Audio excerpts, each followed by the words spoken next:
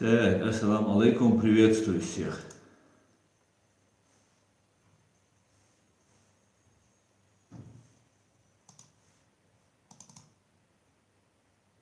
Так.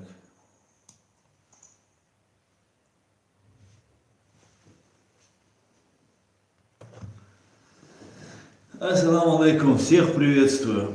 И снова я, и снова с вами. Доброй ночи, Александр Белый. Приветствую, приветствую. Так. Саламикус, конфиденцион Кавказу. Саламикус, конфиденцион. Алейкум салам всем, Ади Хартман. Алейкум салам, Чечня, Россия. Алейкум салам, Аслам Бей, Нох. Всем ассаламу алейкум, всех рад. Понедельник эфир не получился, были очень заняты. Алейкум салам, Аслам Ашволь, тебя не видно. Как меня не видно? Меня видно? Меня видно. Даже больше, чем нужно, меня видно. Ассаламу алейкум, Аслан, YouTube канал, алейкум салам. Супер, все отлично, YouTube канал.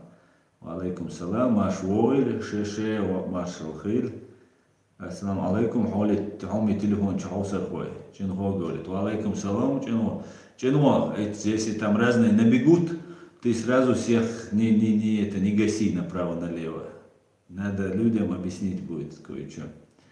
Так, бех вал цахум мукни мудрим. И бех кивала ца мукни мудрим. Как все прошло с прокуратурой? Все хорошо, Александр, прошло.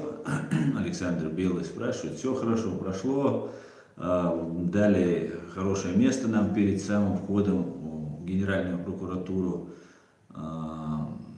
хорошие, нужные слова сказали, приняли резолюцию, далее присутствовала жена Зелимхана Хангашвили, ее малолетний ребенок, который остался без отца, сын взрослый от другой жены, тоже там был, племянник был Зелимхана Хангашвили. Ну, как бы, то, что мы планировали, мы все сделали, слава Богу. Мы написали резолюцию я вам как раз сейчас вас уже затронули. Всех приветствую, всем ассаламу алейкум. Я зачитаю резолюцию, которую мы приняли, она у меня на канале есть, но чтобы она была еще в видео-версии, хотя может нам чуть-чуть подождать лучше, а то сейчас, давайте я чуть-чуть подожду, чтобы нас собралось. Так, в квартире не топят, говорит Олег Будницкий. Топят, ну прохладно почему-то у нас. Олег, вот я решил оставить. Так, на себе. Аскер Керимли, ассаламу алейкум, братья. Ва алейкум салам, Керимли. Как все прошло с прокуратурой, это я читал. Скажу один умную вещь, только ты не обижайся, Сейф. Скажи, Сейф. Сублимо Аслан фон Мичаю. Короче говоря, я решил вам показать, что это был не настоящий камин. Некоторые говорили, там, какой у тебя хороший там офис, там, камин. И чтобы всем не объяснять, я решил сразу показать, что это был хромакей, так называемое зеленое полотно, на которое можно выставить и красивый зал, и горы, и леса, и все что угодно можно поставить. Короче, на современном, цивилизация ушла далеко вперед, хотя я от нее отстаю. Так, Маждада, ассаламу алейкум, аслам Машволу, всем братьям на пути к свободе, салам Маша, ва алейкум салам Маждад. Машал Хиль, амин, я Аллах, амин. Александр, аслам, приветствую всех свободных людей. Приветствую, Александр, слава Украине. Аллах далде алваль зелимхан, амин, нох чинох. Далде алваль иза масуй, бусал саркахвай, дахел ганола. Ханес Фишер, аслам, мудрый хина хамуни. Я стараюсь, да, я стараюсь. Так. Аслан говорит так, Абдулла Шишани. Наверное, Абдулла Шишани, ты не в теме просто. Если ты послушаешь попозже, ты узнаешь, что это не так. Обед был на митинге. Да, обед был, потом чаи были. Нормально, потом как ужин, или как у них он там назывался, после всего этого ужинали. Ну там такой перекус ужином это не назовешь. Я уже тут, Ганс Шрёдер, так, Ганс здесь. Как найти? Салам алейкум, Аслан, салам алейкум, Масарга, ва алейкум салам, Марат Т, ва алейкум салам, тоже салам говорит. Так, главное не отвечать провокаторам, говорит С.А. Главное, ассалам алейкум, Аслан, главное не отвечать провокаторам, главное большинство понимает, какие правильные дела делаешь. Ва алейкум салам. Конечно, не надо отвечать провокаторам, я полностью согласен. Ну, и разъяснить мне все-таки придется кое-какие моменты, я вам разъясню. С доказательствами, да, как меня просили, где твои доказательства, разъясню. С доказательствами. И так-то у меня есть и свидетели всему этому, но я бы не хотел бы светить свидетелей. Так, Аслан, Тумсос Кадырович, Мави, как будто директор ЧГТРК с тобой на связи. Не, свободы. Давайте мы сейчас ответим на приветствие всех украинцев, евреев, русских, армян, грузинов, ну всех, кто мне пишет. Всех приветствую, всех рад. Чеченцы, всех тоже рад. Галга, иншаллах, ассаламу алейкум, ва алейкум салам, Аллах, иншаллах. Всем чеченцам ассаламу алейкум. Ася, Аслан, ты красавчик, так держать. Ну, другого выбора у нас нет, Бацадиза. Украина за Чечению, говорит Роман Воеводин. Приветствую, Украина, слава Украине, слава ее доблестным воинам. Тумсу. Так, ладно, давайте пока не буду. Уважаю тебя, Аллах, говорит, иншаллах, уважаю тебя, Аслан. Баркал, статистику, когда откроешь, Аслан? Ади Сурхо. Ади, подождите, ну что вы такие? Я знаете, с чего удивляюсь? Мы, чеченцы, оказались не намного лучше русских в этом плане. Подвержены вообще пропаганде. Подождите, и про статистику расскажу. Статистика только на одном видео закрыта. И для этого были объективные причины. Все объясню. Всем мало. Всех приветствую, Александр Белый. Привет, всех, свобода восторжествует. Дай Бог. Джахар Дудаев предупреждает, за мат сразу в бан. Я бы добавил бы и за оскорбление тоже. Салам алейкум из Голландии, Спартан Албания. Ва алейкум салам, Спартан Албания. Так, Буш Ади ждет. Так, отлично. Что ответили власти Германии на резолюцию? Мы подали резолюцию, давайте поговорим о нашем важном, о первом, то, что нас волнует. Мы подали резолюцию 13 ноября этого года, то есть 2 дня назад. У нас приняли, генеральный прокурор должен был получить ее на следующий день, то есть вчера он ее уже должен был получить. Ну, в принципе, вот такая вот ситуация. Что ответит? Это резолюция, мы не можем повлиять на Генеральную прокуратуру, но мы можем заявить свою позицию. Мы не можем заставить немецкие власти. Мы здесь на правах гостей, на правах беженцев. И нам не могут делать какие-то исключения, из-за того, что вот мы такие особенные. Поэтому все будет хорошо, мы будем работать над этим. И даст Бог, ничего не останется просто так. Решение очень серьезное. Кому-то может показаться, что это какие-то там простые вещи, да, которые можно просто так, сейчас, одну секунду, решать вот так, просто так. Это просто так не решается. Понимаете, если дело берет на себя Генеральная прокуратура Германии, то автоматически по отношению к России должны приниматься санкции. Это очень серьезные последствия. Это мы призываем Германию практически прекратить какие-либо отношения, в в том числе в области разведки, потому что по отношению вот с разведкой Германии, например, я знаю, абсолютно убежден в этом, у меня есть некоторые подтверждения этому. Россия занимается дезинформацией немецких спецслужб. Соответственно, я делаю вывод, что и другие спецслужбы других европейских стран Россия тоже дезинформирует. И эта дезинформация перемешивается, конечно же, с какой-нибудь полезной информацией, нужной, важной информацией. Но при всем при этом, конечно, Россия дезинформирует. И у меня есть этому некоторые там доказательства косвенные. Прямых, конечно, мы не знаем, но я думаю, немецкие спецслужбы знают.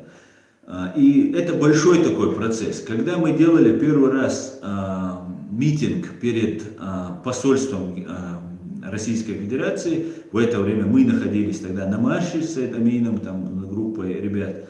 В это время наш представитель нашего правительства экзиле Ахмеда Закаева, Умар Исмаилов, который проживает в Берлине, который является нашим представителем, Рубати Мицаева и другие наши люди, они провели митинг перед российским посольством. Таким образом, мы обозначили, что вот в этом здании находятся те, кого мы считаем виновными. Не только мы считаем российское посольство виновным, но также Зелимхан Хангашвили считал, что его убьют русские, что на него покушается русский. Он говорил об этом, он знал об этом. Также его семья это утверждает, считает, что это дело рук русских. А если это делается на территории Германии, то без сомнения, без малейшего сомнения, зная систему, как это работает, об этом не мог не знать или же посол Сергей Нечаев, или же самый верхний, там, его зам или кто-нибудь, кто занимается именно вот такими делами. Сергея Нечаева, посла в Германии ФРГ, назначили послом Австрии меньше, чем через год где-то, после того, как убили в Вене одного чеченца, Умара Исраилова, которого убили в Вене. И до этого, до того, как его назначили послом в Вене, он занимался вопросами в немецкоязычных странах. То есть это Швейцария, Германия, Австрия. И, конечно же, человек после такого убийства занял пост посла в Австрии в Вене, то я считаю, что этот человек вполне мог получить этот пост благодаря тому, что вот он контролировал, обеспечивал прикрытие вот этого убийства. Слава Богу, тогда после этого подлого преступления были задержаны преступники. Ими оказались чеченоговорящие клопы, которые с Чечни приехал один клоп, который убил человека, непосредственно исполнитель. Он успел скрыться, но были задержаны пособники. Точно так же, как сейчас в Германии, в Берлине было совершено убийство, но русский убийца, русский террорист был задержан по горячим следам, так как говорится, по горячим следам. То есть молниеносно, оперативно сработала берлинская полиция, благодаря, как обычно, счастливому везению, счастливому случаю. И киллер был задержан. У нас есть еще информация по этому делу, которую я пока не могу разглашать, но об этом полиция, конечно, знает. И вот, когда мы обозначили посольство Российской Федерации как организатора, куратора этого убийства, соответственно, персоной нон-грата мы просим признать Сергея Нечаева, посла, и тех, кто замешан. Я думаю, немецкое следствие очень профессионально, и они много чего накопают. Да, мула. Мы, когда проводили помните, я писал еще по этому поводу небольшую заметку, и получилось так, что после убийства Зелимхана Хангашвили, за 2 дня до его убийства Ангела Меркель отказала Путину вернуться в G7, Трампу отказала, который хотел вернуть его, видимо, для того, чтобы со своим очень дорогим партнером быть всегда наедине, потому что это такая тусовка 7 стран, очень богатых, очень сильных держав в мире. и Россия была там 8-й. Россию вытурили из-за Украины оттуда, и Трамп, заметьте, президент Соединенных Штатов Америки, который гарант свободы, справедливости и так далее. Конечно, репутационный удар очень сильный наносит Трамп Америке. Но это уже отдельная история. Так вот, его убили именно в тот день, Зелимхана Хангашвили, когда мы в Берне 23 августа проводили митинг. Это был 17-й день нашего пешего марша, организованного Сайдамином Ибрагимовым, за верховенство права и справедливости. Мы требовали верховенства права, то есть закона, и справедливости для всех, одинаково она должна быть на все. Равенство, основной принцип юриспруденции, равенство. Да, вот этот принцип равенства по отношению к нам не действует. И это было, Зелимхан был убит именно в тот день, именно в то время. Мы в обед проводили, Зелимхан в обед шел по своим делам и был убит. Далее, когда наши товарищи, наши соратники, единомышленники провели в Берлине митинг, появились люди, которые начали говорить, что надо провести митинг перед зданием Ангелы Меркель. Это прямое указание на то, что Ангела Меркель не способна устанавливать. И люди, которые ратуют за ислам, которые говорят за мусульман, которые называют любого, кто против мусульман, там, или чуть ли не врагом сразу объявляют при малейшем там случае, требовали от Ангелы Меркель, хотя здесь на самом деле не понарошку разделение ветвей власти идет, как исполнительная власть, законодательная власть, да, которую представляет Ангела Меркель, и там судебная власть. Вот так вот, законодательная власть никак не имела никакого отношения к тому расследованию, которое должно проводить исполнительная власть, которая исполняет законы, которые принимает законодательная власть. Это дело касается полиции, прокуратуры, спецслужб. Вот это исполнители, они исполняют закон. И Тик Меркель, которая миллион мусульман приняла, которая ничего плохого мусульманам не делает, которая подвергается острой критике со стороны оппозиции, разных там троллей, да, которых там русские насылают на нее, в том числе агенты русских на нее, ну и на самом деле какие-нибудь там люди, которые даже не исламофобы, даже как бы по исламской теме ее очень сильно там на нее наезжали, даже не по исламской теме на Ангелу Меркель наезжали, потому что, ну, куда девать миллион человек, реально здесь было очень тяжело. Я как раз в это время только приехал, и я это помню, это время, и размещали там в открытых стадионах, ну, в закрытых торговых центрах, ну, которые не действуют, да, там ставили койки, там вешали занавески и так далее, и так далее, и так далее. И вот люди уходят туда. Мы объясняли, причем позвали со всего там Европы, тоже попросили выйти к немецкому посольству. Я не понимаю, какое имеет Министерство иностранных дел Германии, куда уходят отношения. Но даже те, кто вышли в других странах к Министерству иностранных дел, они еще как-то их можно было бы понять, да, они просят от Германии нормально вести расследование. Причем нет ни одной резолюции, нет ни одного документа, нету смысла проводить митинги и шествия, если вы не принимаете какой-нибудь документ по этому поводу. Да, вы поговорили и разошлись. Надо же чуть-чуть научиться как-то правильно все это делать. Мы не можем просто так это проводить. Так вот, у нас вот такая вот ситуация случилась. Конечно, я был недоволен, я писал, но меня не послушались, потому что я даже не знаю, чем они это объяснили. Ну, как-то они находят там объяснение. И причем вот некоторые, кто вот мне сейчас пишет, начинают вот поддерживать это все. Прошло время, мы прождали почти 3 месяца. 2,5 месяца прошло с момента убийства. Поговорила пресса об этом. Тоже не так сильно, как надо бы, ну, хотелось бы мне, например. И я боюсь, что это дело будет спускаться на тормозах. Ну, я, по крайней мере, буду этому препятствовать всячески. Поговорили, прошло, журналисты поговорили, люди поговорили, эксперты поговорили, и все. И дело осталось в прокуратуре. Мы ждали, немецкая бюрократия тоже всем известна, поэтому мы решили выждать какое-то время и не предпринимать никаких действий. Ну вот, на наш ответ выйти к российскому посольству, спецслужбы России, которые организовали, стоят за этим убийством Зелимхана Хангашвили, на мой взгляд, организовали на Меркель наезд, чтобы перебить нас и показать, что Меркель не контролирует, она плохая и так далее.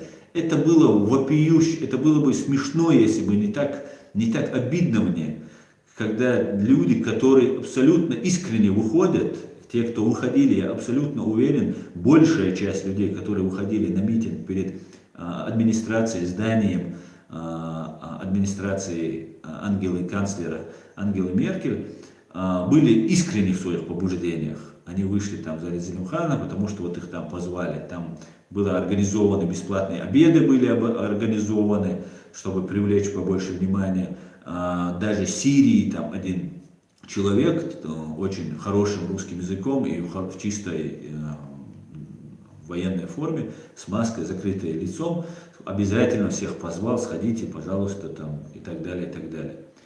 Я понимаю это по-своему, здесь идет целенаправленная работа, и мы видим немного, когда ты этим наблюдаешь, ты немного начинаешь в этом разбираться.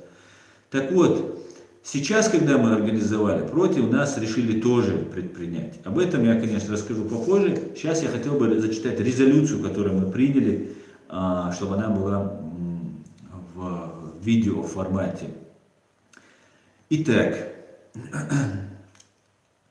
резолюция. 23 августа 2019 года в Берлине совершено вероломное убийство беженца из Грузии и Чеченской республики Ичкерия Зелимхана Хангашвили.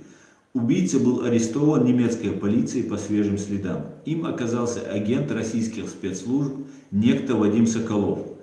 По данным издания Bellingcat, убийца Хангашвили пересек границу Европейского Союза по действующему российскому паспорту, выданному на имя несуществующего лица, что прямо указывает на связи убийцы Соколова с российскими властями. Данное преступление является политически мотивированным и носит террористический характер. От имени граждан Чеченской республики Ичкерия и участников митинга из разных стран мира, состоявшегося 13 ноября 2019 года у здания Генеральной прокуратуры ФРГ, требуем: первое. Объявить посла России Сергея Нечаева и других причастных к данному преступлению лиц персонами нон-грата. Второе. Обеспечить безопасность чеченских беженцев от российских террористических групп. Прекратить практику. Третье. Прекратить практику депортации граждан Чеченской республики Ичкерия на потенциальное унижение, пытки и смерть в Россию. Не допустить выдачу преступника Соколова России. Именно об этом просили родственники, вот когда сейчас был митинг, на 4-м пункте, не допустить выдачу преступника Соколова. Ну и вот мы подписанты, Сайдамин, Хусейн, я и все, кто присутствовали на митинге. Также наши координаты, где, когда с нами смогут связаться. Но это...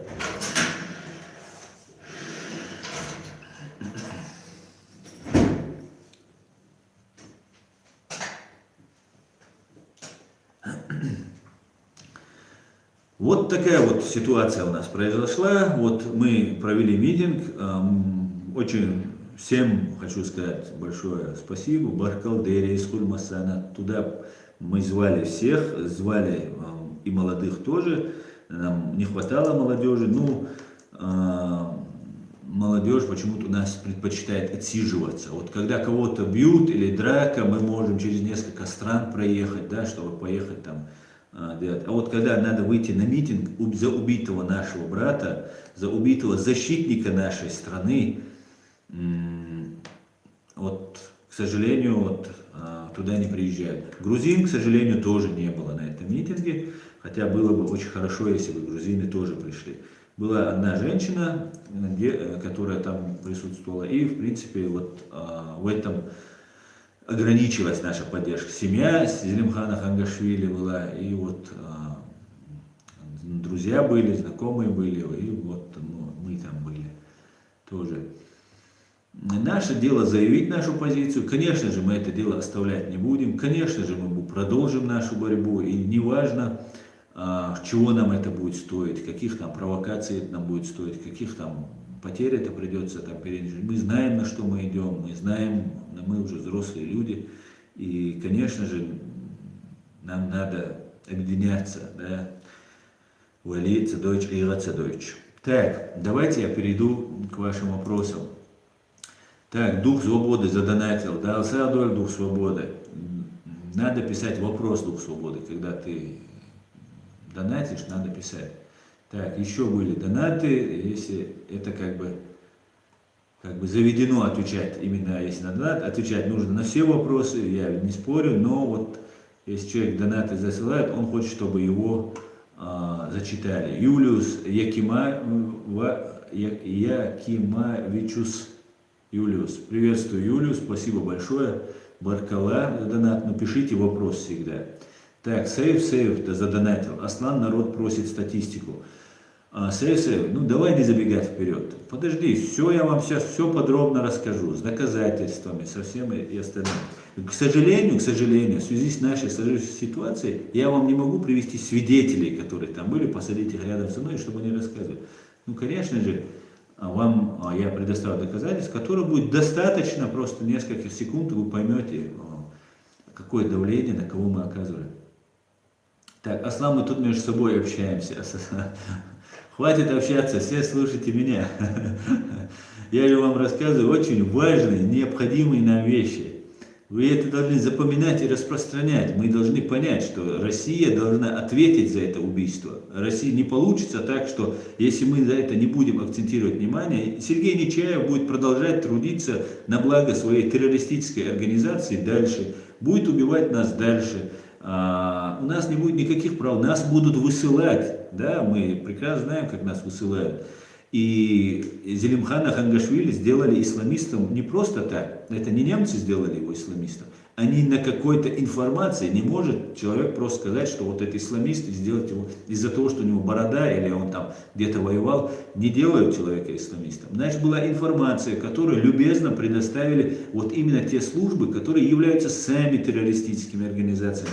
И это грозит каждому. Я знаю 2 человек в Гамбурге, которые никакого отношения не имеют ни к каким исламистам. Вот я могу за них ручиться. Они не хотят просто светиться. Я говорю, давай выйдем, будем говорить. Они не хотят, у них дома родственники. Мы в таком тяжелом положении находимся, когда мы как-то должны и выжить, и сохраниться, и не нанести вред нашим родственникам, которые находятся в заложниках у оккупантов в нашей стране. Так, давайте поговорим о конференции, которая у нас была. Если у вас вопросы, я смотрю, у вас одни и те же, и у меня как бы это не очень хорошо. Кстати говоря, знаете, вы мне не ставите лайки. У них есть специальные люди, тролли, которые вот массово их ставят, просто, они сносили просто. И забегая вперед, раз мне уже задонатили за этот вопрос, да, и хотят знать об этом, уже несколько раз повторился этот вопрос, забегая вперед, просто я скажу, что на глазах у меня и мои товарищи это видели, убирались лайки, которые ставятся, и ставились и дизлайки. И как бы мне абсолютно все равно. У меня есть еще другие видео, которые там я к этому Тумсу обращался, делал. И там тоже были дизлайки, и я их не закрывал. Но тут было просто на моих глазах, просто убирались. Не может за 1 минуту 110 человек сразу убрать лайки. Но не бывает такого. Не может 110 человек за раз, вот за 1 минуту буквально, все раз и убрались. 1 уберется, 2, 3, 5 уберется, 10 уберется. Но не моментально. Они начали убираться. Причем не было никаких оснований. Вот, только появились и начали убираться. Я как у меня появилась возможность, я закрыл эту статистику, потому что ФСБ там, или ГРУ, или кто они там, вот этим, кто занимается, используют свои ресурсы, я использую свой ресурс. Я имею право закрыть и сказать, что пошли вы к черту. Но они делают дальше, вот он закрыл и так далее. Мой канал, что хочу, этого делаю. В отличие от некоторых, в отличие от тех, которые не могут сами своим каналом командовать, потому что это не их канал. Так, салам Аслан, Эд Мамедов, салам Мамед, Эд. Почему Чечня не участвовала в приватизации и народ Чечни не получили ваучеры? Почему защитники Украины, чеченцам не дают гражданство Украины? Проводился съезд Новой России, нет чеченской делегации. Вот у тебя много, короче. Ты решил за то, что ты раньше не задавал вопрос, ты за раз мне сейчас это решил задать вопрос. Так, смотрите. Вот смотрите, давайте отвечу сейчас по порядку. В приватизации мы не участвовали. Вот я слушал Руслана Аушева, и он рассказывал, что именно война против нашей страны была начата, чтобы приватизировать советскую собственность, которая досталась в наследство. Мы не участвовали, это факт, мы не получили ничего, мы не воспользовались таким уникальным случаем, когда рушилась Советская империя, и все накопление, которое наши, в том числе наши бабушки и дедушки, накопили и вложили свой труд костями своими, умирая на разных там стройках, мы от этого ничего не получили. Но мы за это, конечно, должны спросить, если мы являлись там частью России, если мы являлись там частью РСФСР, то мы должны были получить там какую-то свою приватизацию. Но возможно, с юридической стороны у нас могут возникнуть кое-какие коллизии. Но это потом посмотрим. Ваучеры мы не получали, чеченцы ваучеры не получали, и разделение вот этого наследия Советского Союза чеченцы не участвовали. Чеченцы получили бомбой от русских. Так, давайте перейдем к следующему твоему вопросу. Почему защитники Украины чеченцам не дают гражданство Украины? Я не знаю это. Я очень много об этом говорил и сейчас говорю. Я отдельно запишу видео по этому поводу. И об этом все знают. Там есть ребята, которые непосредственно находятся на месте, им нужно это гражданство, необходимо, они не могут, у них есть только ичкерийское гражданство. Если у кого-то есть российское гражданство, оно недействительно, оно нам вручено насильно. Мы имеем право в любой момент от него отказаться и обжаловать его, что нам его насильно вручили. Мне это гражданство вручили насильно. Чтобы выжить и сохраниться, мне пришлось принять это гражданство. Также и многие, кто получали гражданство, ну есть, конечно, кто мечтал жить с Россией, и дай Бог, он будет с ней жить, этой Россией, но только не в Чечне. При Балтике проводился съезд Новой России, нет чеченских дел. Да, в Литве, в Вильнюсе проводился очередной форум Свободной России, и там не присутствуют чеченские делегации, потому что чеченскую делегацию, ичкерийскую делегацию очень неуважительно не пустили. Они пустили, потому что мы, чеченцы, попросили дать нам слово. Среди свободных русских, которыми себя позиционируют, Гарри Каспаров, там, и кто у них там еще есть, больше там никого нет. Но у них, например, правозащитник, русский нацист, фашист, Константинов такой есть один, Данил Константинов. Это русский фашист, который участвовал на русских маршах, там, хватит кормить Кавказ, там, и так далее, и так далее. Это у них правозащита. Это те, кто хочет у Путина забрать Россию. И Гарри Каспаров рядом с этими людьми сидит, позиционирует. И это не считается ничем зазорным. АФД в Германии, которая не ходит, там, не марширует, не приказывает, хватит кормить там арабов там, или турков. Эти люди здесь очень нерукопожатные. Тем более у демократической, либеральной какой-нибудь там части общества. У российской части общества русский националист, фашист, правозащитник. Делайте выводы. Что это за правозащита? Когда нас не пустили в прошлый раз за то, что мы провели голосование, и весь зал проголосовал за то, чтобы предоставить чеченской, весь зал, не было ни одного против. Некоторые воздержались, Но ни одного не было против, кто был бы против, чтобы было голосование за то, чтобы обсуждалась чеченская тема. Не захотели, испугались, или еще, или внутри вот это имперство, фашизм, он есть, и с ним приходится считаться. Может, лично в Гарри Каспарове его нет, но считаться приходится с этим фашизмом. Так вот, все проголосовали, все хотели, чтобы там чеченцы были, но получилось так, как получилось. Не дали нам провести, и нас просто не пустили. С формулировкой, минутку, форум «Свободная Россия» не пустил нас с формулировкой, что мы иностранные граждане, и поэтому у них более важные темы русские. Но им не помешало пригласить там украинцев, крымских татар, и те с радостью поехали. И никто не проявил к нам солидарность, на одну минуточку. Ни украинцы, в том числе и крымские татары, там, Айдер Муждабаев, который там бьет себя в грудь, что он ярый такой антипутинец. В что я слабо верю? Так вот, и слабо верю, потому что я человек работал много-много лет в московском комсомольце. Московская комсомольце — это ГРУшная газета, на мой взгляд, по моей информации. И не может быть, чтобы человек не был запятнан, потому что это не рядовой журналист. Люди меняются, может быть, он изменился, но я в это не верю. Поехали дальше. Так, ответил я на твой вопрос в этот момент. Спасибо еще раз. Салам алейкум. Нохчи Лемру говорит. Салам алейкум. Так, ничего. Нохчи Лемру задонатил. Я так понимаю, салам алейкум, тут социальный литер вариху 1 на 1 был. Бади ва алейкум салам, бади дича иша ханца литеру. Ханца.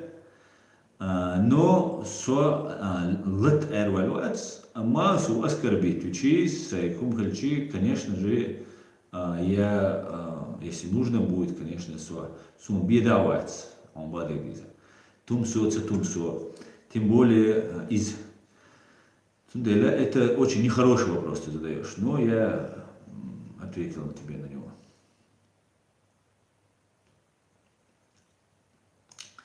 Так. Ассаламу алейкум, Кинг Шульц. Ассаламу алейкум, Аслан.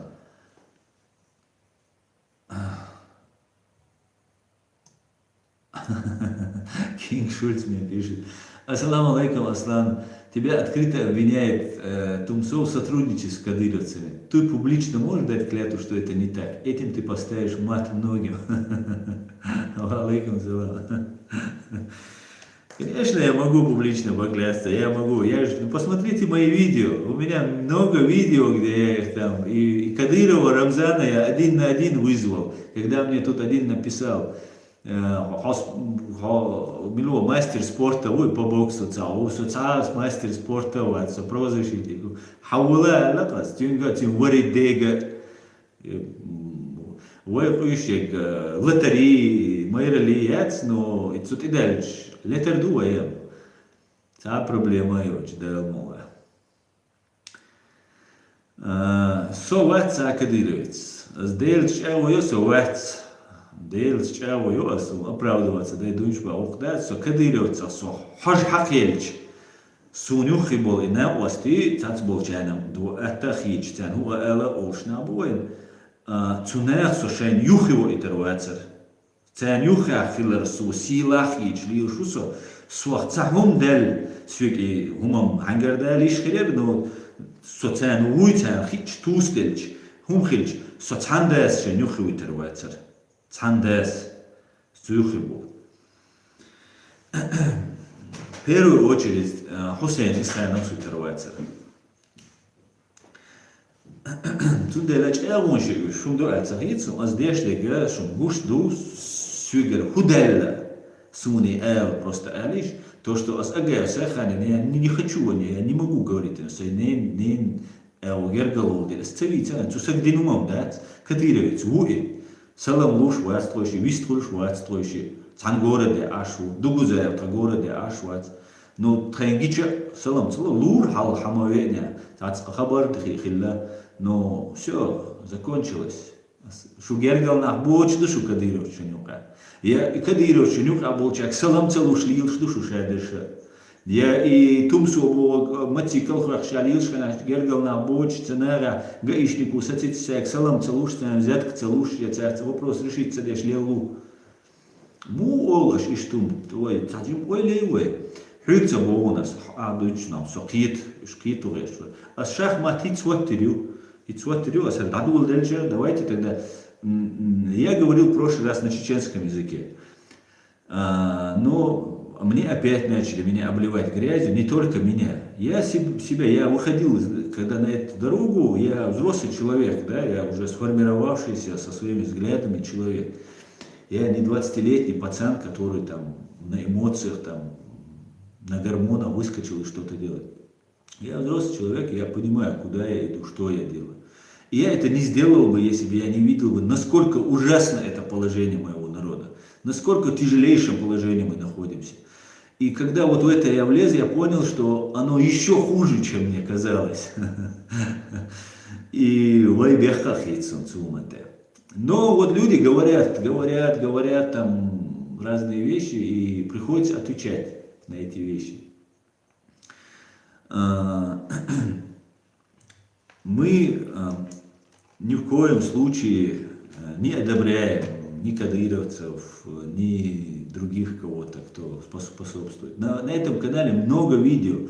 Когда вы, люди, не смотрите эти видео, я об этом много раз говорю, и только выхватываете какие-то там вещи у человека, и сразу начинаете из этого делать вывод, вы несправедливы.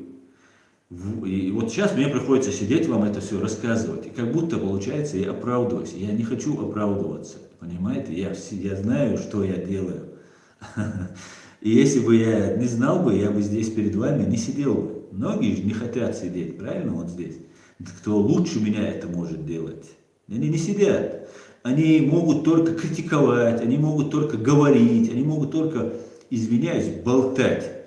А сами, кто лучше меня, есть образованнейшие люди, на разных языках мира говорят. Они могут критиковать. И вот конкретно я сейчас не обо всех говорю, а про одного человека. Ну вот, давайте я просто сейчас вам дам послушать. Давайте так. Была ситуация. Мы поехали на эту конференцию. Я сейчас расскажу, приведу доказательства.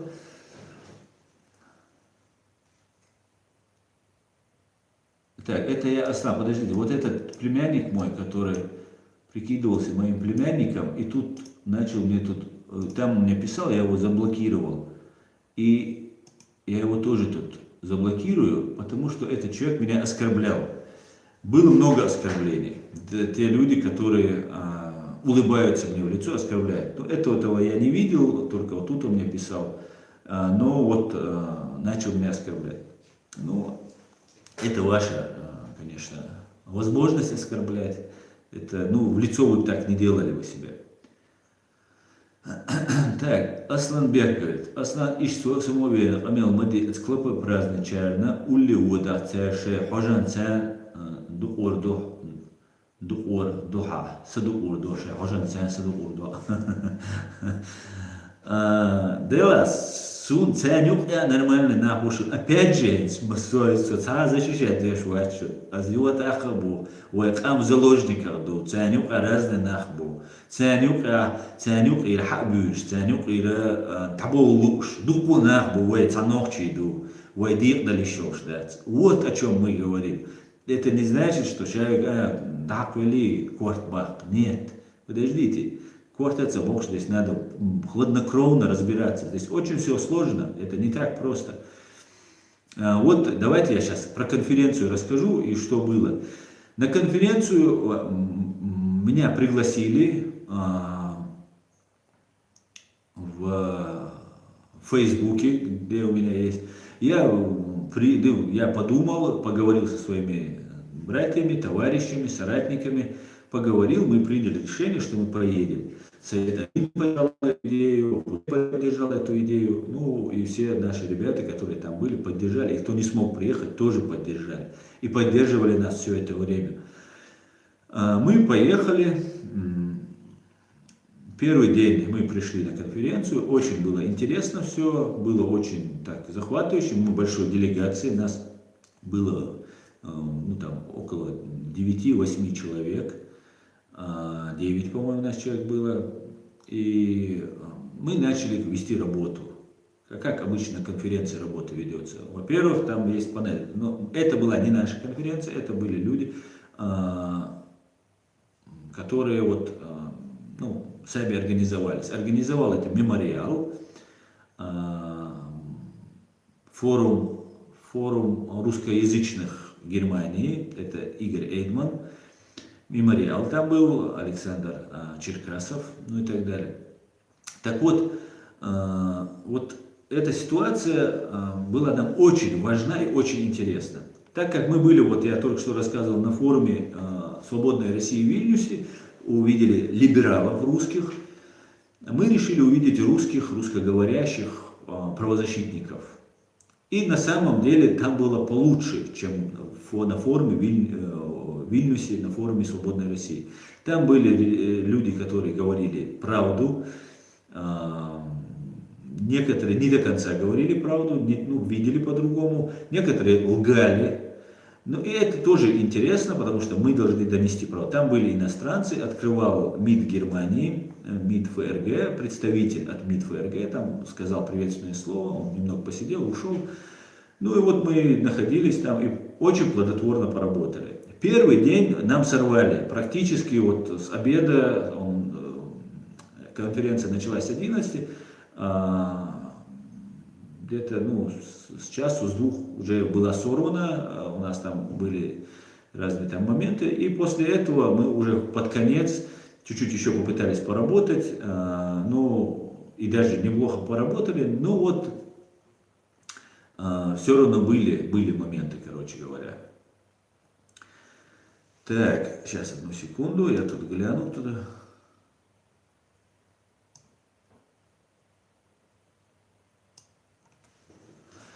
Ну вот мы поработали. Второй день был очень плодотворным. Нам уже никто не мешал, мы полностью погрузились в работу, а там на конференции не только вот тот, кто там ведет тему, с ним надо говорить, да, как мы все знаем. Надо в кулуарах разговаривать, там высказал человек позицию, или кто-то задал вопрос, который тебе интересен, надо подойти, обменяться контактами, подружиться, рассказать нашу ситуацию. И ну, просто отлично мы поработали второй день. И я думаю, если первый день нам не мешали, мы работали бы еще лучше. Но в связи с тем, что мы организовали митинг перед прокуратурой, Генеральной прокуратурой Германии, и нам нужно было помешать. И как вы заметили, в первый раз были использованы мусульмане, пригласив их администрации Ангелы Меркель. И второй раз тоже были использованы вот свои подписчики, кто его смотрит, чтобы тоже задействовали. Была мощнейшая провокация, такая, легко можно было поддаться. Но мы это уже знаем, видели, и мы не поддались на провокацию. Ну вот, в принципе, вот такого вот плана были разговоры, работа, потом после этого мы собрались, вечером опять провели уже у себя там в жилище, мы провели новую работу, подготавливаясь к митингу, подготовились, слава Богу, и отлично все прошло. К сожалению, пришло мало людей. Может, и это тоже, наверное, связано с этим конфликтом, вот с этой неразберихой, что там этот кадыровец, тот кадыровец, они там кого-то бьют, кого-то там преследуют и так далее. Это полная ложь была, абсолютнейшая ложь это была. Я всего вот этого не слышал, потом уже анализируя, разговаривая. На второй день пришел человек, который был вот на первый день нашей конференции, который пришел к нам, ну не на разборки они пришли по зову, что вот там человека пытают, убивают. На это тоже мы поговорили полностью, нас друг друга мы поняли. Ну и вот такого вот плана было. На второй день мы провели отлично просто митинг, резолюцию приняли, ну как бы все отлично. Будем дальше работать. Провокации будут, мы это знаем, это только цветочки. Если мы позволим над собой проводить провокации, над нами будут проводить.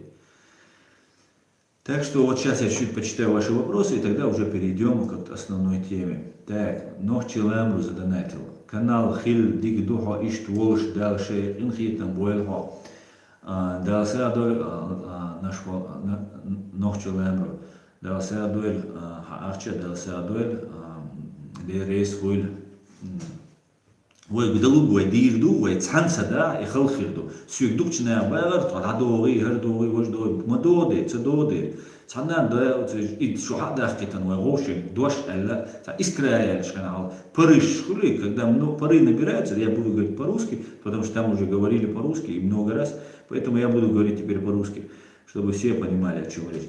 Когда пары набираются, да, газовые пары, там от бензина, газа и одной искры достаточно, чтобы все вспыхнуло. Нам это категорически нельзя допустить. И я бы не хотел бы быть тем, кто будет зачинщиком этого. Я категорически отказываюсь от этого, чтобы я был зачинщиком какой-нибудь нашей ссоры. А это будет проводиться. Потому что ко мне нужно вот использовать, что вот я, чеченскими руками надо меня заткнуть. Но это не получится.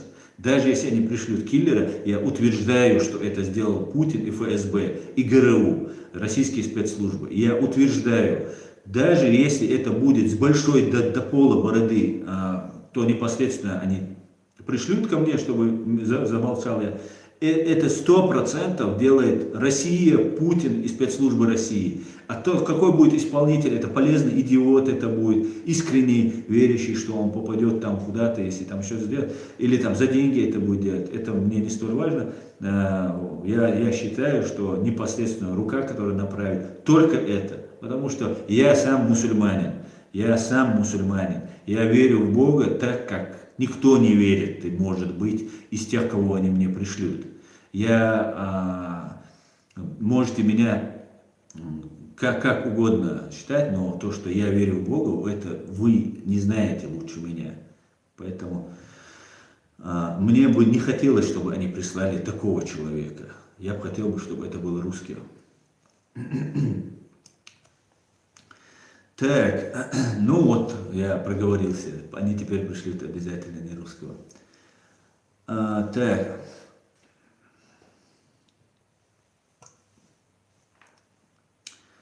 Теперь давайте перейдем вот этой всей проблеме, которая там назрела. Я хочу вам подробно рассказать.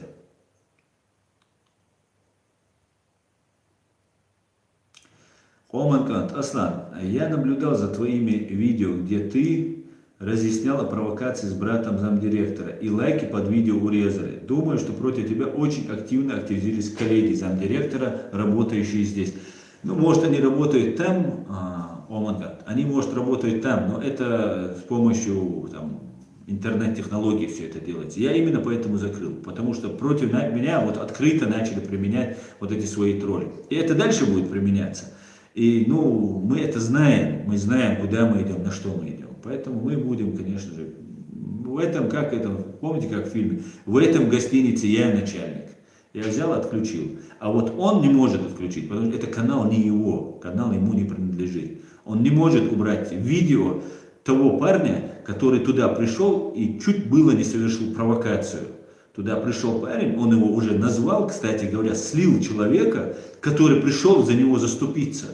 Он назвал его имя, его место происхождения и назвал полностью его слил. Вообще без спроса человека. И когда этот человек попросил его убрать это видео, он сказал, я не могу этого сделать. Это так, чтобы вы понимали. А теперь давайте поговорим наконец-то об этом. Смотрите,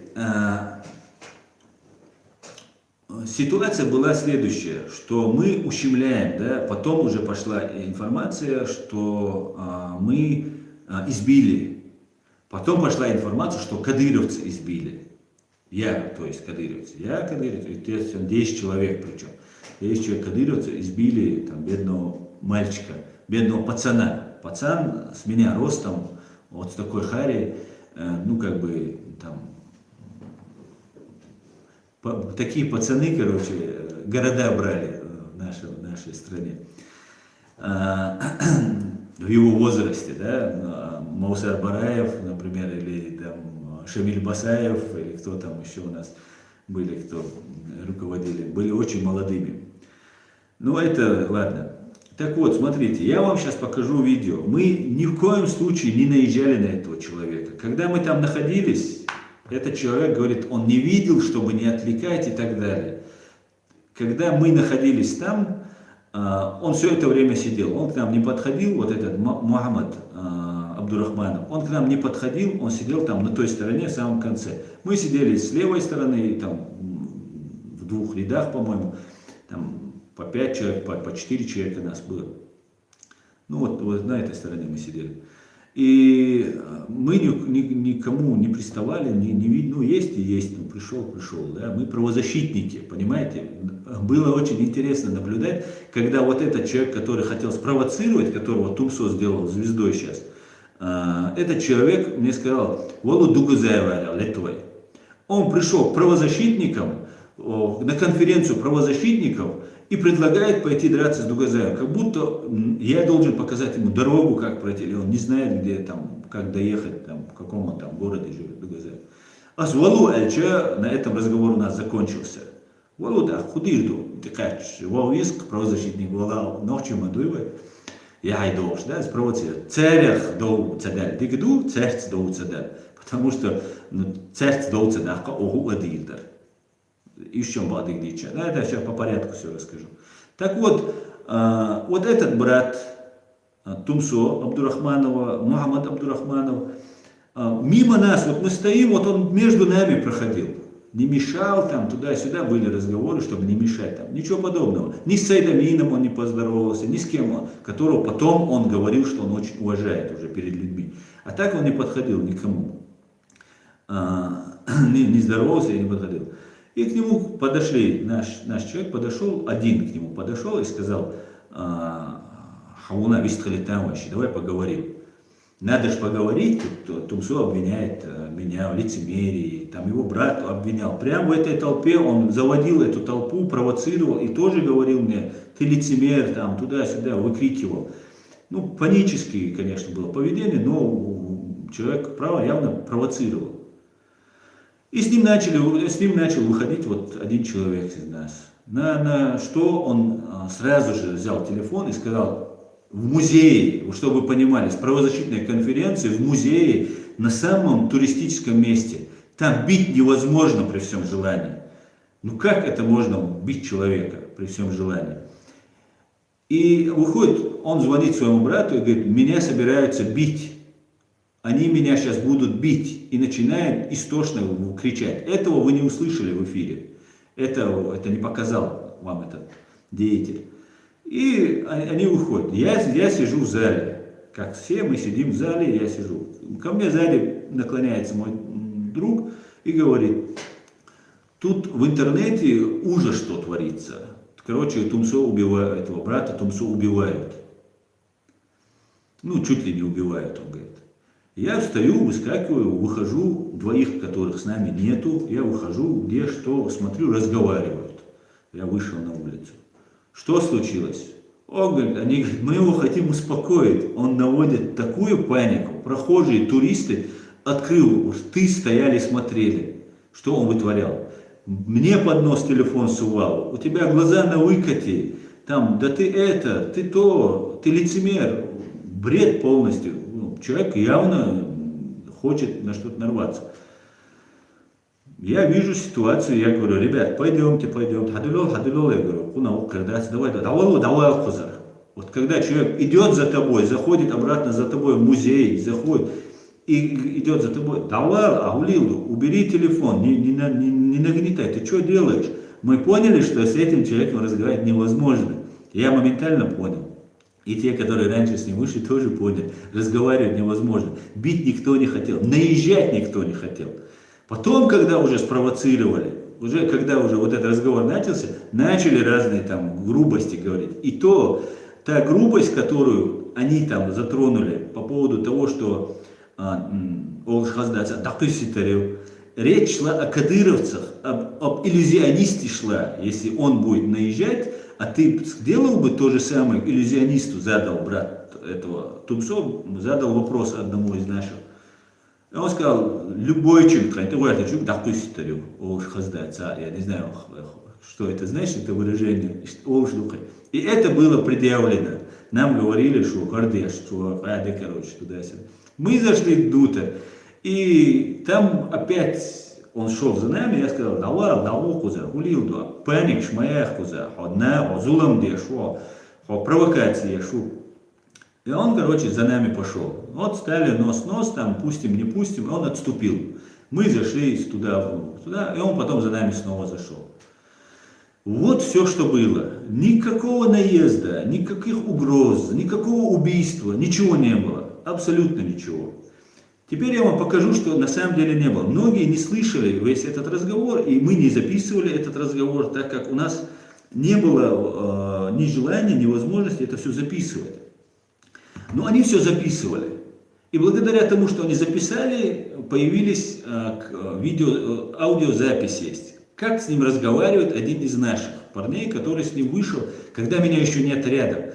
Более того, когда он говорит со своим братом по телефону, та сторона, мы не слышим Тумсо, но слышит, Тумсо говорит и уже в записи, как он там. Он своего брата подбивает. Давай, меттава, юмава, хардие, юмава, лила, бохцвоцинг. Чухай, шуцуй. وهو إيش بيش حاخيلش حا إسلام كديرس حا مجد إله تصوتك هبي جنا عبوش ديوتش جنا ولون سويلا روح هاي بيش تساني تخوخ بروزاشيت نكشان برلين سنتري هاوي أن أو كونفرنسيش تيجي تجليه تبوش ناغي دعوة ليه تبوش هو هاوي أن والله ليش خش كرو غنط قيرة تقويش ماشي تيجي هاويش تحنا داس ستسويش ليه شو سقوزا باسبورت حلا تصدقش كيسنر سو تحنا داس ستسوز دقني على قوزا سوكير تخطس حو ورق وحوان حاوي أنت это не нахун болита. Ладно.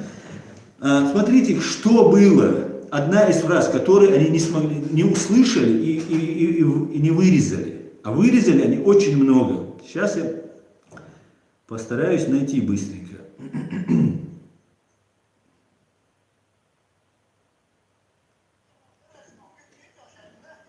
Одну секунду.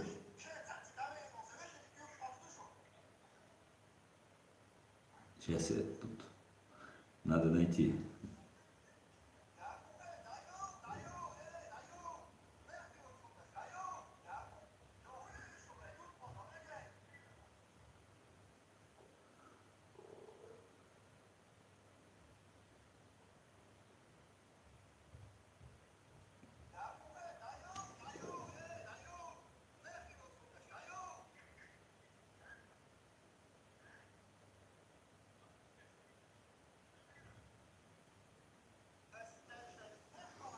Сейчас, одну секунду.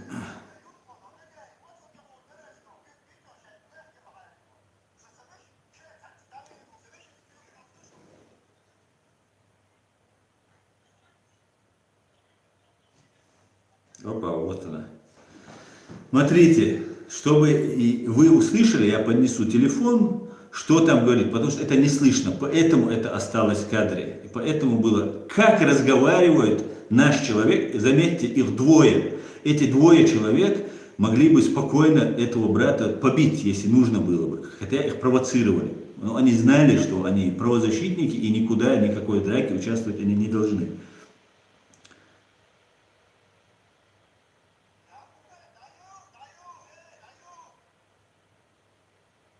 Вот смотрите, сейчас разговор идет брата, и надо прислушаться.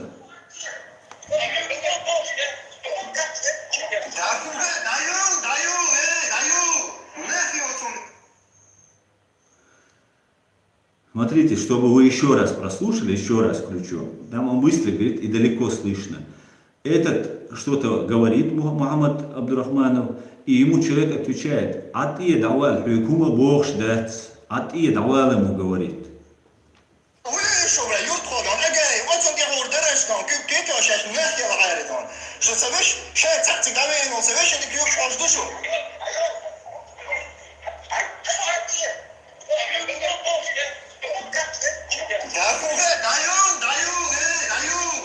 И в этот момент, когда Тумсо слышит «Хюкума бокш», да, чивешик, он говорит «Даюл, даюл». Вот он дальше провоцирует. «Хюкума бокш, дэц бокш». Хамел говорит, что хезаришун, яздейшун хезаря. Яздейшун, слышали вы то, что он говорит?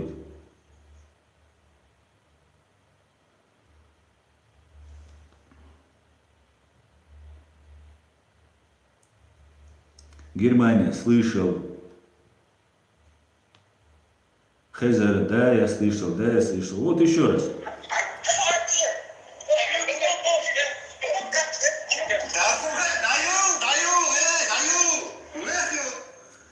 Вот весь конфликт, который там был.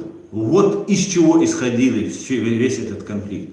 Вот из чего исходит этот весь конфликт. Никто этого брата Тумсо не собирался ни бить, ни наезжать, ни давить на него, ни в коем случае. Наоборот, хотели поговорить. Ему хотели задать вопрос, который ему потом задали его товарищу перед этим, на второй день, снова ошивался вокруг этот Мухаммад Абдурахманов. С ним пришел тот парень, который с ним был в первый день, который вот уже второй. Они пришли, они созывали людей 2 раза. Сперва одна группа ребят пришла, которых мы всех практически знали, с которыми вместе на митинге были. Несколько раз бывали. Почти на всех митингах эти ребята бывают. Мы им все это рассказали, они увидели, посмотрели, развернулись и ушли.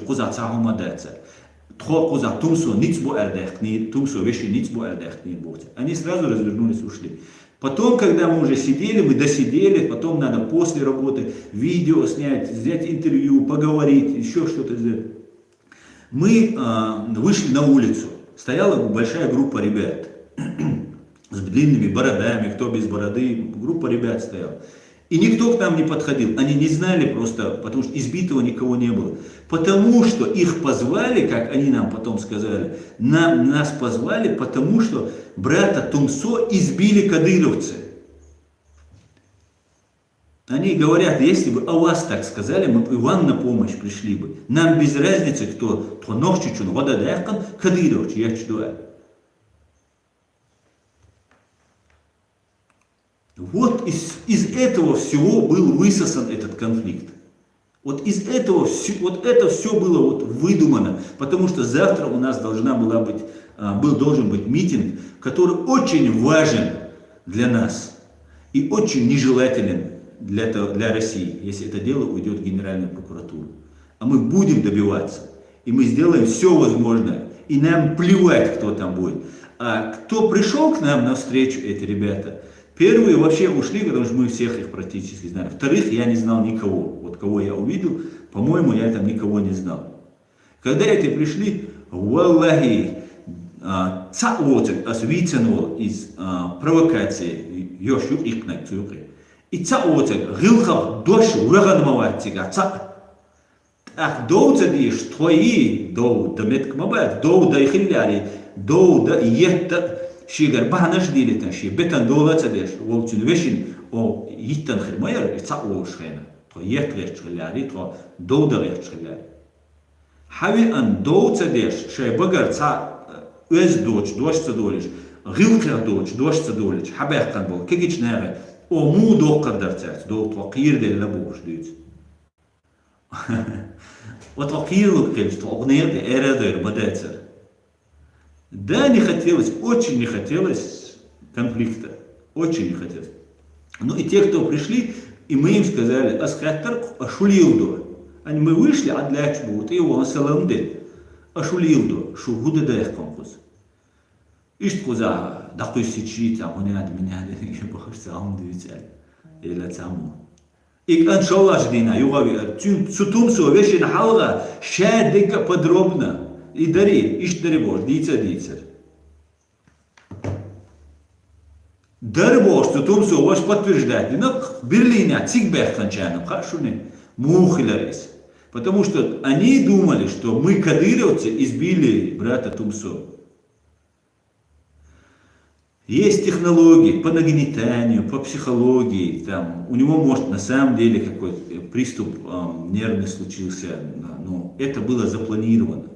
Этот человек изначально туда пришел и провоцировал. Ходил между нами. Тходистаться хочешь? Хаверзан, жвак дер. Цюнг, ху жвак дюгар, а болас, хахуха трехчуар, сайна остик. Хахуха трехчуар цюнг. Худа трехчуар цюнг. Цу Хусейн Исханова, Кадыровчан ты буалбеш, хлевиз алир. Раз он на Тумсо наезжает. На Тумсо таму наезжает сюда. Хусейн Исханов, с Тумсо, элек, цахумду. دائما كديرة وارتس بيوش تون فيديو اش حيا ليش كديرة غاز قبيتا والله حنا تهم تاتا حسينني تكيلو سيد امينني حسين قال لي متكم واحد شون تسجل والله بالله تحان السيك تسجل هم دات تون ازديرش هم يا تون خات غير ترشا بوتسو سويت ماشين شوخي تخش تحن حبي ان يرقص كونفرنسي تسجلنا ابوك هو بحندر ايتون الاشياء خات غير شورتين سوال ليوتا جما ايش ديوش دو просто цу حسين خات والله سوال خط كلرتو حو журналист باور حو شت انتريوش بيش وليوش سك باور شت قامل دايتوي короче شت حاجه جواب ديش حاجه и была паника. Телефонные звонки, вышу, горду, горду. Иду к тебе, ахилляй. Отдельно по этому деятелю, который является сотрудником российских спецслужб Тумсо, я отдельно подробно все распишу и об этом обязательно сделаю объявление. Суна нохч барт бои, ухарц барт, ас ханца бир барт, предательстве, с гәсқисай мостаршти бирбат. Суна ки мостар ушават. И сага суна мостар хит. И суна предатель хит. Сацуна балба бобу. Свига дасияят ФСБ чурия ГРУ чур хаят. Дасияят садагай цин куратор сун цавойз. Хал доказать лишь что юриспрудент в этих уголовных делах, вот в этих шпионаже или вербовка долгами, это очень сложно доказуемые дела, очень сложно, потому что те, кто этим занимается, они сами профессиональные юристы, они знают, как это делать. Но есть косвенные причины, есть косвенные доказательства этому. И я, конечно, все косвенные приведу, а не бывает много-много совпадений в этом. Почему человек, который его прогнал из Чечни, на него компромат, где он бьет женщину электрошокером, этот человек не выкладывает. Вы не задумывались над этим? Этот человек, по моей информации, еще когда он на мотоцикле гонял, сотрудничал, и многие, кто занимался сопротивлением нашей стране, оккупационной русской агрессии, многие люди были в курсе того, что вот этот человек, который ездит на мотоцикле, он работает на российские спецслужбы. И там много чего есть. И когда вы сопоставите, вы поймете, кто кадыровец, а кто русский, кто за русских, а кто за кадыровцев. Вы это поймете. А кто занимается своей скромной какой-то деятельностью. Так что думайте, маир дай чаш, мали дай чаш, провокация моей твоей. Вич вээл моста волш мовой, вэн роушен цахамцуш, вэй бэрта бош, вэй цакам хилдиз, хо вахабистуй, хо каратистуй, хо суфистуй, хо изуй, иш вообще хилдишадат. Вэй пачал хилшу, вэй конституцию, бусал чнех пачал конституцию, бусал пачал хит копи хатвич яхкан конституцию. Наша конституция полностью соответствует исламским нормам. Наша конституция, наше государство уже построено. Мы, если хотим изменить конституцию, мы должны освободить Родину, провести подготовку людей, объяснить им, что это будет, какая это будет, другая форма правления. Объяснить им, провести честные, в соответствии с нашей конституцией, с нашими законами, провести честные выборы и референдум и изменить конституцию. Тогда мы станем шариатским, хотите станем мариатским, марсианским, я не знаю, каким хотите. Но есть правила, есть закон, который мы должны соблюдать, если мы государство, не пацаны, которые там решаем там вопросы. Вот что я вам хотел сказать.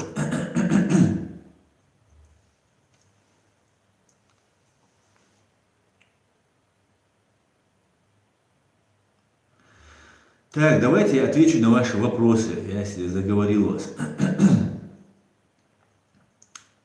Вильпес инкульта. Так, Аслан, сила, ва. Я не сила, я обычный чеченец. А почему ты не пустил его обратно вовнутрь? Ты же говорил, что он даже салам не дал вам. Почему не дали ему присутствовать там, раз он даже не подходил к вам? Ты не понял, Алекс Магер, я только что рассказал. Он сидел и находился там. Просто один человек из нас решил задать вопрос, почему он уважаемого героя Ичкерии, который прожил всю свою жизнь в борьбе за нашу страну, за наше государство, называет кадыровцем. И он так и не ответил там на вопрос, когда ему задали этот вопрос, уже на второй день, когда он уже с другим товарищем там был. Ему хотели задать вопрос, мы же имеем право задавать вопросы, если нас в чем-то обвиняют. Нормально, цивилизованным, уважительно, сдав салам, поздоровался. И никто не пускал, я сказал просто, разозлившись на него, как молодому, он лет на 15, наверное, младше меня. Иди, давай, давай кузар. Иди, я сказал, иди, не провоцируй. Я же тоже мог сказать. И все равно он пришел, мы просто зашли, и он дальше зашел, созывал, звонил, убивают. И кто приехали, говорили, тхун, аж кадыровцы побили, там, зажимают там брата Тумсо. Вот и весь сыр-бор, больше ничего там не было. Вы слышали, как с ним разговаривали. Слава Богу, явилась истина, я написал у себя на канале, суру из Корана. Явилась истина, и сгинула ложь. Ложь обречена на погибель. Да, Аллах. И когда я это написал, вот этот деятель своровал у меня и себе это приклеил, у себя на канале. И потом только у него это начало появляться. Так вот, я абсолютно верю в все, что написано в Коране. И в Коране сказано, что явилась истина и сгинула ложь. И они попробовали все это сделать, вырезали. Там еще много что было. Да, были там и наезды были, там и ругань была, когда уже его спровоцировали. И позже, потому что когда была вот это вечером, когда приехала другая толпа, и мы с ней разговаривали, этот человек, Абдурахманов, Мухаммад, ходил вокруг, записывал, снимал и провоцировал. Опять провоцировал. Что еще нужно? Ничего ему не сделали. Приехали другие люди, и он провоцирует. Он ждет, что вот сейчас что-то завяжется. Мы немного разбираемся в ситуации. И мы на эмоции не поддаемся. Единственное, я всех призывал. Шайдел да шаш лима дайтиш. Шаш лима дайтиш. Уж мечдахкам. Вот чумаки ситиш массана. Цазвонок кёй. Цамилу шун милу цаха исак. Цугулил до цаха шун. Сунам ха. Духу гумштуналай. А подумайте, шунаха. Вахиен суман уэлич. Так что всех мы пускали. Добро пожаловать. Инша Аллах, скоро мы все узнаем истину, говорит Джохар Дудаев. Да, Аллах. Так. Ади Артман. Аслан сил малу вообще обвиняет его. Сун хо агенту мат, а он из агенту мат. Ашуши цават агенту, просто думайте так. Непонятно. А я шаши не убил. Ади ахсуах астунах. Я ленил доказательства. Что эти. Ни ца, ни щит, ни ко, ни при. Аз ит доказательства. Не лечайна сун цу оцелеля так. Соу астаха признать и духом. Косвенные доказательства. Что прямое мощь не яйца. Косвенные.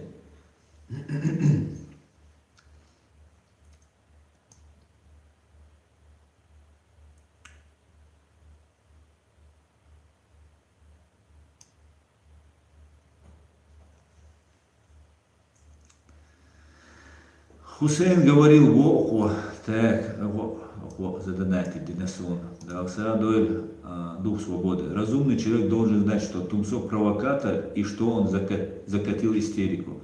Ну вот вы все слышали, как с ним разговаривать. Хумаца Бог.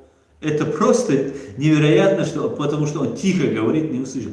Хю кумацабо, а ты ему говорят. Хю кумацабо, пиудабиз. Отцел, чо эхильч, отцел лекш илоч, да, там оша хак белла бас, ты твар и все, та лекш целая, цани, хильч, отцел велер зутсан паник шош, нахуй балбо. Ой, ищ чадега нормально хильч, чая цалая луш хильч, короче. Отцел нахбалбо, отцел хумда. Я понимаю, что это делалось не просто так.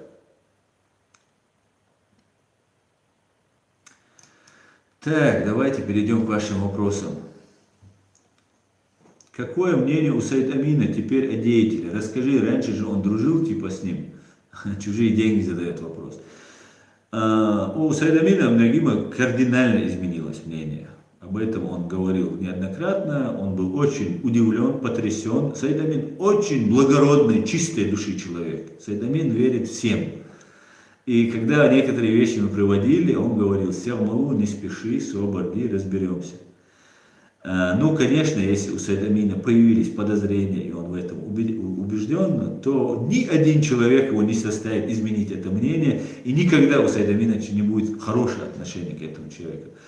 У нас вчера было учредительное заседание. Мы открыли, официально уже открыли, я был исполняющим обязанности руководителя Международной ассоциации «Мир и права человека», немецкое отделение. Теперь я уже без ИО, без приставки ИО. Теперь я руководитель этой организации в Германии, немецкого отделения. Президентом у нас является Дамин Ибрагимов. Мы вчера провели наше первое собрание, приняли протокол, все как положено, соблюли все юридические формальности, провели голосование, на голосование меня избрали. И Саид Амин по этому поводу сделал заявление, когда он говорил о нашем вот этом собрании, о нашей правозащитной деятельности. Конечно, он сказал и об этом. Это видео я вам отдельно выложу, что говорит по этому, что думает по этому поводу Саид Амин Ибрагимов. Оно у меня практически готово, я его сегодня же выложу. Может быть завтра, если не успею сегодня. Ну, в принципе, так. Так.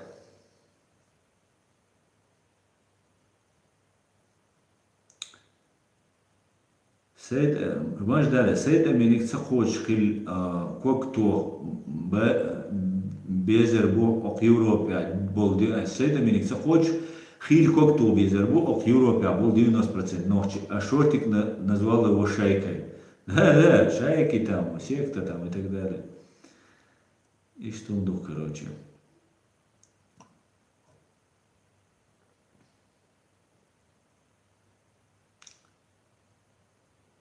Так, все, давайте, деятель, вы твой, давайте о чем-нибудь другом. Я вам все подробно рассказал. Больше я к этой теме возвращаться не буду. Больше я вообще этого человека упоминать не буду. Конечно же, я расскажу, когда у меня будет все готово, я согласуюсь со своими товарищами, мы сделаем как положено и раскроем много, если не все, может быть даже все, раскроем про этого деятеля. Но явилась истина и сгинула ложь. Все станет очевидным. Цаши и куять.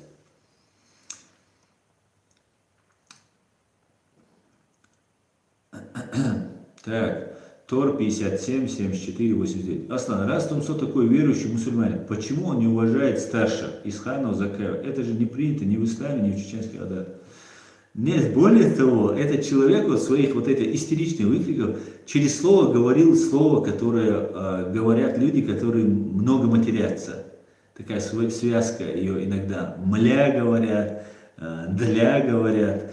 Несколько раз человек говорил. Я понимаю, там он в шортах, с пивом, сигаретами где-то отдыхает. Ну, шорты я никогда не носил, но за другое осуждать я не буду никого. Но матершины я тоже как бы умею красные словца. Но я, по крайней мере, тут себя не представляю каким-то безгрешным человеком, который выносит такфиры направо-налево. Поэтому я не буду.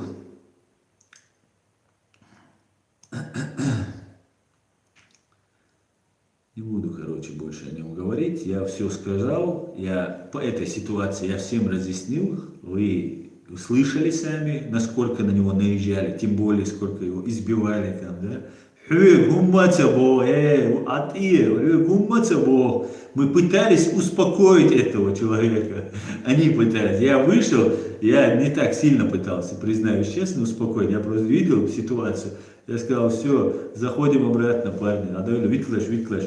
Короче, гейну шуа. Сун Меркель телефон шуа, хакислуш, короче, прохожий, турист, багалат, из челюсть, блядь, ваешь. И что, дух. Так, Джахар Дудаев. Тумсо назвал лицемерами всех тех, кто поддерживает Аслана и делит мнение с Асланом. Да, это делается цун алиш, если я лицемер, если я бандит, если я кадыровец, цун алиш, массанама алиш, массана му эрдует, выршсахич. Вир ишмаят свой, мело во положение ушайн хич. Он цегошуна шадега. Ой, му хирду окхал теавол шхена нере, тавалу лат лилати, чувадла, хардила бош. Ой, лата метк боч дуй. Отснегосту элерцвик, хавалу дуга заявил латве. Дуга заявил, айсами да эрдается, ну сек хаэлча, цевеч, цевох, цеволерсу. Ну бадек дичесу, дуга заявил, чурвацер, югат ахта, со и дуга заявил, дукомша дицнешун, если что, бошу. От российский посольство, я чурворксу. Дагал дойшелш, вой зелем ханвин, вой дой эрдолш, вой исламиш, тубош, церштёкш, вой кучур эракусиш, вой хазневся на околуеш, на бацюш. Дугузею, Ухараду, Дугузею, Кадырович, волк хашлеш, да ич хаич лиуш. Шнырюк мадар эльш, Кадырович. А шныряла твой мудок. Шнырял ухас твой, ой, айнен ёк, хуй Европа, сэм ёк посольство, ёк, в Берлине. А tu çabuk vay zel mavina tser vay şadeş doy erdoş. Sotiye şuk tser veri çuçu Сергей Нечаевский и Умар Исраилов тига. Он под его кураторством вину тига.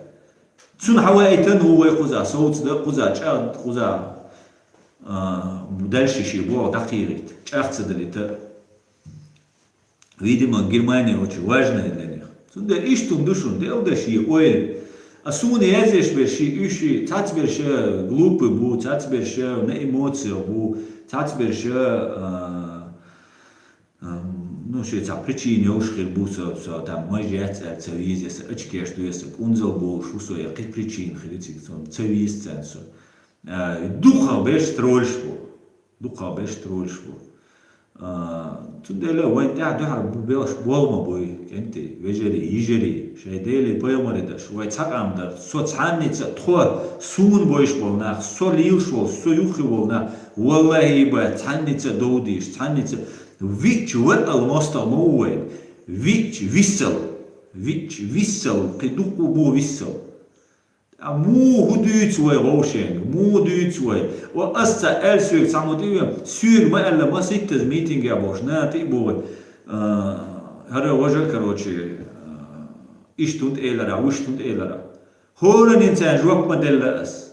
وخبيونا كنت ألا والله تألا ستعنا سوق وخبيست سون عليش وخبيست سوق شون وخبيست سو شايبك وخشون Но азвогабеонака вогабиста вати бусалба динна паспорте лишл сегуй цунах элдуасе.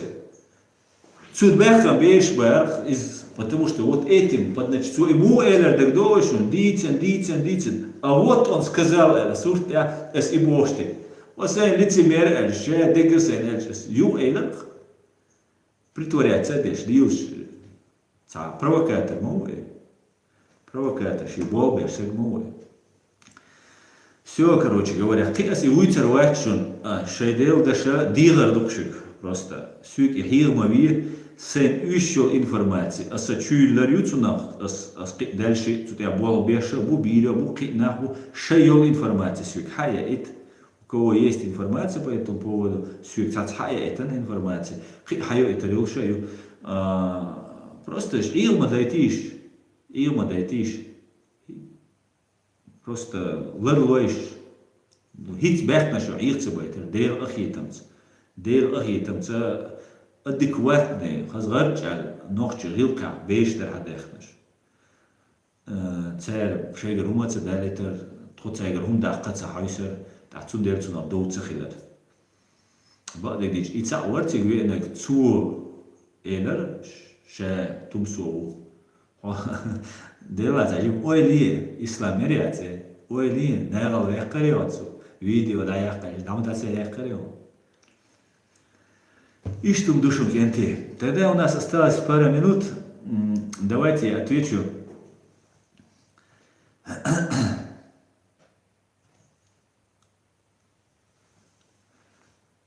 Хуза, цалу язиш, кадиру 95 никелш, сумна подалич, и никелш, а комплимент есть. Асум бях, можете для какой-то своей нужды ездить, хлемига. Ну, кадиру 95 твой наш бойцон. Сумна комплимент. Это может мне навредить моей репутации. Да и рейс вынул. Но он целый еще, а комплимент.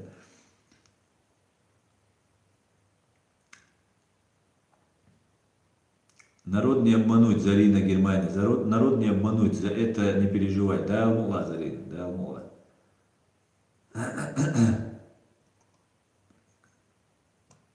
Хасан Исраилов, Масхадов в свое время тоже говорил, Ваия Мадай. Но, да, вот, к сожалению, я теперь понимаю их. Знаете, как я их теперь понимаю? И вы, наверное, тоже поймете, когда окажетесь в нашей шкуре. Я ни в коем случае не ставлю себя даже рядом с Асланом Масхадовым. Аслан Масхадов, он вызжен ок, и мне надо еще трудиться и трудиться, но совершенству нет предела. Я хоть и совершенен, но у меня есть куда стремиться, буду стремиться хотя бы до рядового нашего какого-нибудь бойца, который трудится на этом пути, а Масхадова тем более.